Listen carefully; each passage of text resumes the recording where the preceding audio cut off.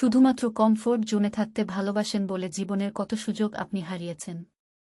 সামান্য কিছু পদক্ষেপ আপনার জীবনকে বদলে দিতে পারে। চলুন জেনে নেই কিভাবে কমফোর্ট জোন থেকে বেরিয়ে আসবেন। প্রথমে নিজের কমফোর্ট জোনটা খুঁজে বের করুন।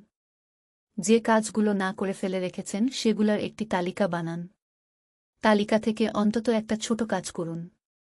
ছোট একটি কাজ করে এবং কমফোর্ট জোন থেকে খানিকটা বেরিয়ে এসে আপনার সামর্থ্য আর আত্মবিশ্বাস তৈরি হবে আরেক ধাপ আগানোর, এতে আরও বেরিয়ে আসতে পারবেন কমফোর্ট জোন থেকে।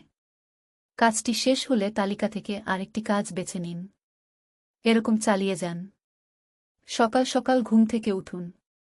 সুন্দরভাবে দিন শুরু করুন। কিছু ব্যায়াম অনুশীলন করুন। দীর্ঘসূত্রতা, আলস্য ও অতিনিদ্রা ত্যাগ করুন। ধৈর্যশীল থাকা গুরুত্বপূর্ণ। হঠাৎ কমফোর্ট জোন থেকে বেরিয়ে আসতে গিয়ে সামান্য সময় লাগতে পারে। আত্মবিশ্বাসী হন। নিজের সামর্থ্য আর আকাঙ্ক্ষার প্রতি দৃঢ় বিশ্বাসী আপনাকে কমফোর্ট জোনের দেয়াল ভেঙে বেরোতে সাহায্য করবে। আমরা সবসময় নিজের জন্য সহজ অপশনটিই বেছে নিই। এই অভ্যাসটি পরিত্যাগ করুন। কমফোর্ট জোনের দেয়াল ভেঙে বেরোতে তুলনামূলক কঠিন আর অপরিচিত অপশনটি বাছাই করুন। আপনি যদি ব্যর্থ হন, তবুও নতুন কিছু শিখতে পারবেন।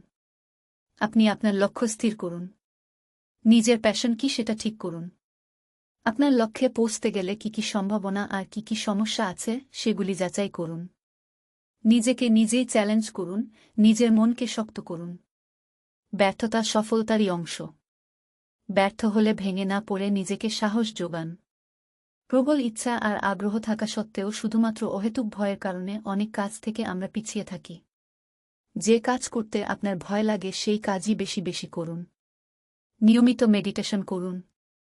নিশ্চিত মানসিক শক্তি বৃদ্ধি হবে। কমফোর্ট জোন থেকে বেরিয়ে আসার জন্য আপনি আপনার বন্ধু, পরিবার বা একজন পেশাদার পরামর্শকের সাথে কথা বলতে পারেন। কোনো ব্যাপার নিয়ে প্রয়োজনের অতিরিক্ত ভাবা বেশিরভাগ সময়েই নতুন কিছু করা থেকে আমাদের থামিয়ে দেয়। অতিরিক্ত চিন্তা বাদ দিন।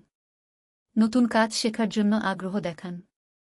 নতুন কিছু শেখা আপনার সীমানা বাড়ানোর সুযোগ সৃষ্টি করতে পারে, এতে আরও বেরিয়ে আসতে পারবেন কমফোর্ট জোন থেকে। ভিডিও দেখার জন্য অনেক ধন্যবাদ। প্লিজ ভিডিওতে লাইক দিন, চ্যানেল সাবস্ক্রাইব করুন।